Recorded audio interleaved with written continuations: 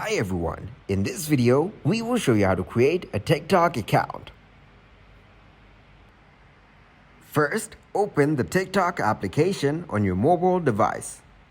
You can use all these options to sign up for TikTok. Here I'll continue by using phone or email. Next, you need to enter your birthday. Select the date, month, and year.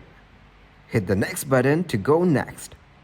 Here, you need to add a phone number or email address. Swipe right to add an email. Now enter your email address. Tap on Next. After that, you need to create a strong password.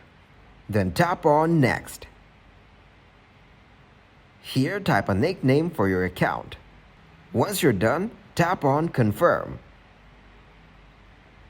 As you can see, your TikTok account is all set to be used.